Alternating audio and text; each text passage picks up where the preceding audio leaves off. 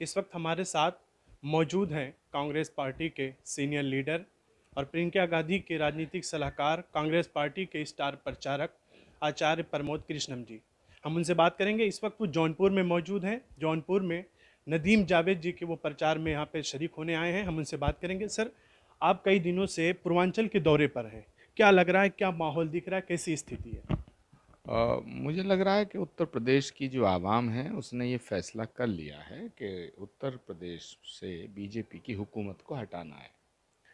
अब उसमें चाहे वो किसी जाति से ताल्लुक़ रखते हैं, किसी धर्म से ताल्लुक़ रखते हैं, किसी उम्र के हैं। अ, मुझे ऐसा माहौल नज़र आ रहा है कि उत्तर प्रदेश में बीजेपी का जनगण मन पक्का हो चुका है। सर, पूर्व की बात की जाए तो पूर्व में कांग्रेस पार्टी की स्थिति काफ़ी निराश करने वाली रही है। इस बार यूपी में कांग्रेस पार्टी कितनी स्थिति सुधारने में आप कितनी उसकी उम्मीद कर रहे हैं? देखिए, प्रियंका गांधी जी जितनी मेहनत कर रही हैं, बहुत ईमानदारी के साथ कर रही हैं। वो लड़ाई लड़ रही हैं, ज़मीन पे लड़ रही हैं। अब ये फैसला तो उत्तर प्रदेश की जनता को करना है कि उनकी इस लड़ाई का क्या सिला दिया जाए। उनका साथ अगर उत्तर प्रदेश की जनता देगी तो मेरा यकीन है कि उत्तर प्रदेश की सूरत बदलेगी। और उत्तर प्रदेश की सूरत बदलेगी तो इसका असर मुल्क की सियासत पे पड़ेगा। हम ऐसा नहीं मानते कि उत्तर प्रदेश का जो होने वाला चुनाव है ये सिर्फ एक सूबे तक महदूद रह जाएगा।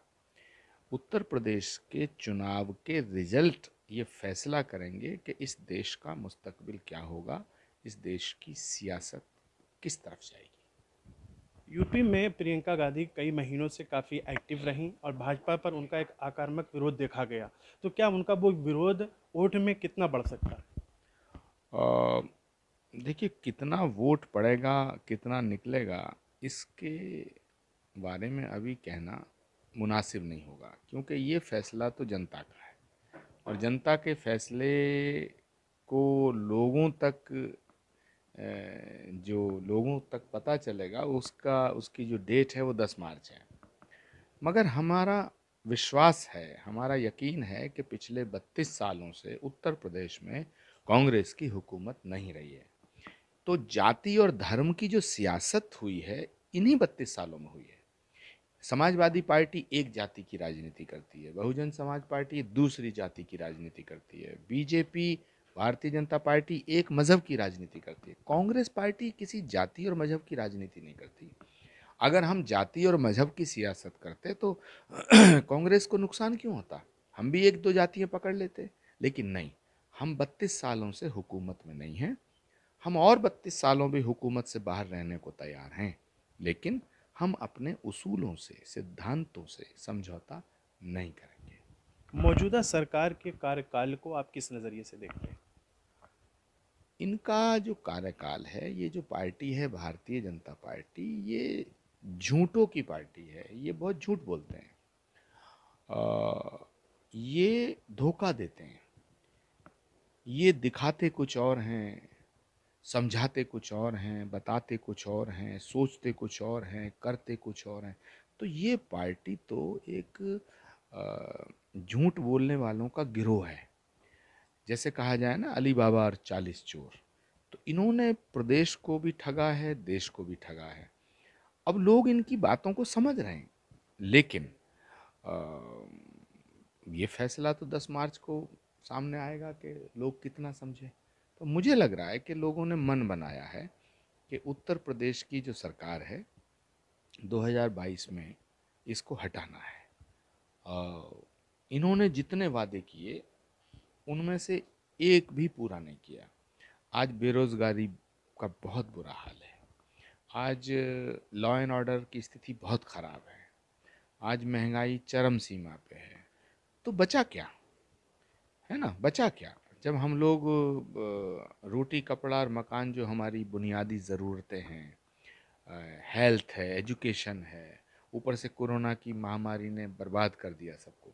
तो ऐसे में तो बड़ी ईमानदारी के साथ, बड़ी मोहब्बत के साथ, बड़ी शिद्दत के साथ खिदमत करनी चाहिए थी लोगों की। ये लोगों की खिदमत नहीं करना चाहते, ये लोगों की सेवा नहीं करना चाहते हैं, लोगों को बेवकूफ़ बना करके सत्ता हासिल करना चाहते हैं।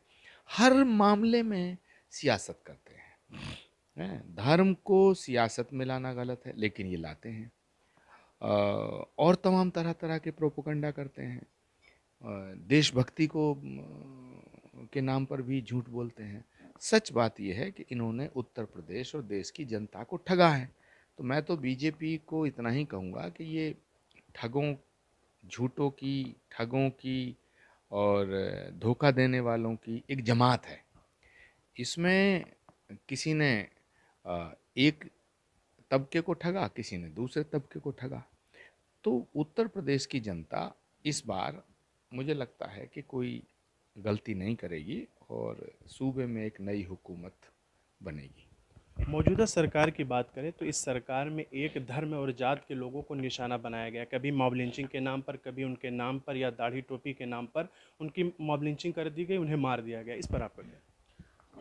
देखिए, कोई भी धर्म हिंसा की बात नहीं करता, दंगे की, फसाद की, नफरत की बात तो करता नहीं है।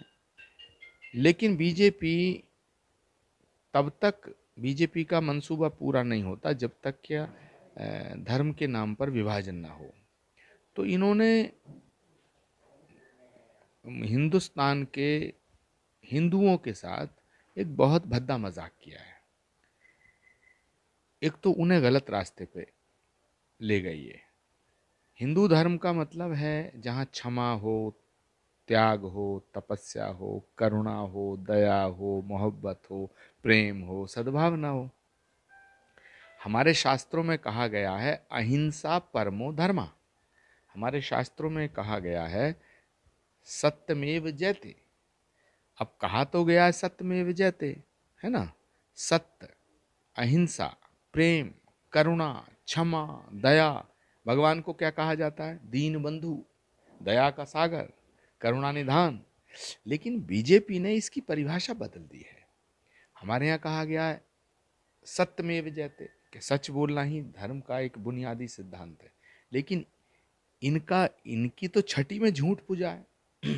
बीजेपी में जितने बड़े नेता हैं उनमें कंपटीशन चल रहा है कि कौन कितना ज़्यादा झूठ बोलता है। मैं ये कहना चाहता हूँ कि ना ये हिंदू के हैं ना मुसलमान के हैं, ये दुकानदार लोग हैं, अपनी दुकान के हैं। यूक्रेन में सैकड़ों भारतीय बच्चे फंसे हुए हैं। कई बच्चों के मरने की भी खबर आई है, कुछ बच्चे पहुंचे भी हैं। इस पर मौजूदा जो सरकार की रवैया है उस पर आप कितना मुत्तफिक हो? एक्चुअली कोरोना का मसला हो या यूक्रेन का मसला हो या कोई और कश्मीर में आतंकवाद का मसला हो, छत्तीसगढ़ में माओवाद का, नक्सलवाद का मसला हो, ये सरकार बहुत देर से जागती है। चाहे चाइना के बॉर्डर का मसला हो। देखिए, चाइना से झगड़ा है, भाई आपने क्यों नहीं ऐसे इंतज़ामात किए जो हमारे कितने जवान शहीद हुए, है ना। पुलवामा में हमारे जवानों की शहादत हुई। कश्मीर में जब नोटबंदी इन्होंने की तो कहते थे हमने नोटबंदी इसलिए की है कि आतंकवाद ख़त्म कर देंगे, माओवाद ख़त्म कर देंगे, नक्सलवाद ख़त्म कर देंगे। ना नक्सलवाद ख़त्म हुआ इनसे, ना माओवाद ख़त्म हुआ, ना कश्मीर से आतंकवाद ख़त्म हुआ। तो ये देर से जागते हैं। यूक्रेन का जो मसला है, हमारे जितने भी वहाँ स्टूडेंट्स हैं या हमारे और भी नागरिक हैं जो किसी कारोबार के सिलसिले में वहाँ गए हैं, तो पहले हमारी सरकार को ये सोचना चाहिए कि उनकी वापसी कैसे हो। देखिए, रूस गलत कर रहा है या यूक्रेन का क्या झगड़ा है, अमेरिका क्या खेल कर रहा है, ये बात की बातें हैं। पहले यूक्रेन के राष्ट्रपति से, रशिया के राष्ट्रपति से या तमाम इंटरनेशनल लेवल पे हमारी हुकूमत को बात करके और हमारे लोग जो वहाँ फंसे हैं उनको वापस लाना चाहिए। उसमें थोड़ी सी ढील इन्होंने बरती है, उसका खामियाजा भुगतना पड़ रहा है। तो हम अभी भी मांग करते हैं मुल्क के वज़ीर आज़म से, भारत के प्रधानमंत्री से, कि स्पेशल सिचुएशन है, ये एक्सेप्शनल एक हालात बना है, तो इसमें बात करके सबको वापस इंडिया आना चाहिए। और जो बच्चा वहाँ मारा गया है, बड़े दुख की बात है। बच्चा कहीं का हो, किसी का हो, उसको इस तरह मारा जाना दुखद है। लेकिन वहाँ के तो हालात ही ऐसे हैं। तो अब सरकार यहाँ की वहाँ की सरकारों से बात करके जितनी जल्दी हो ये कोशिश करनी चाहिए कि यूक्रेन में जितने इंडियन हैं उन सबको वापस भारत लाया जाए। सर, मेरा आखिरी सवाल कि उत्तर प्रदेश में चाहे समाजवादी पार्टी हो या बहुजन समाज पार्टी हो, ऐसे में वो दोनों छोटे बड़े तमाम गठबंधनों मिलाकर जो है पार्टियों को मिलाकर वो चुनाव लड़ रहे हैं। कांग्रेस पार्टी अकेले 400 सीट पर चुनाव लड़ रही है। तो आपको क्या लग रहा है कि ऐसे पे कांग्रेस पार्टी कितना कामयाब होगी और कितनी सीट जीत सकेगी उत्तर प्रदेश में? सवाल कामयाबी का और नाकामयाबी का नहीं है, सवाल है लड़ाई का। कांग्रेस पार्टी चुनाव नहीं लड़ रही है, कांग्रेस पार्टी पूरे मुल्क में बीजेपी से लड़ाई लड़ रही है। समाजवादी पार्टी और बहुजन समाज पार्टी के बस की बात नहीं है बीजेपी को हटाना। उत्तराखंड में समाजवादी पार्टी नहीं, हिमाचल में समाजवादी पार्टी नहीं, पंजाब में समाजवादी पार्टी नहीं, हरियाणा में नहीं, दिल्ली में नहीं, बिहार में नहीं, झारखंड में नहीं, तमिलनाडु में नहीं, केरल में नहीं, कर्नाटक में नहीं, महाराष्ट्र में नहीं, गुजरात में नहीं, छत्तीसगढ़ में नहीं, मध्य प्रदेश में नहीं। समाजवादी पार्टी कैसे लड़ लेगी बीजेपी से? समाजवादी पार्टी अगर समाजवादी पार्टी देखिए, अगर बीजेपी को हटाना चाहता है कोई, मैं बहुत साफ तौर से कह रहा हूँ और मेरी अपील भी है, इस मैसेज को नोट कर लीजिएगा कि अगर बीजेपी को हटाना चाहते हो तो वाहिद रास्ता है तिरंगे का रास्ता, तो फिर कांग्रेस को वोट दो। और अगर बीजेपी को लाना चाहते हो तो फिर किसी को वोट दे दो। अगर बीजेपी को हराना है और हटाना है तो कांग्रेस हटा सकती है। और मुझे उम्मीद है कि अब इस मुल्क की आवाम मेरी इस बात पे गौर करेगी। बहुत बहुत शुक्रिया हमसे बात करने के लिए। तो ये थे हमारे साथ आचार्य प्रमोद कृष्णम जी, जिनका ये कहना है कि उत्तर प्रदेश में कांग्रेस पार्टी भाजपा से लड़ रही है। कामयाबी की बात नहीं है, देश से उत्तर प्रदेश से भाजपा को उखाड़ फेंकना है, वो सिर्फ कांग्रेस पार्टी ही कर सकती है। जौनपुर से ईटीवी भारत के लिए अजमत कासमी।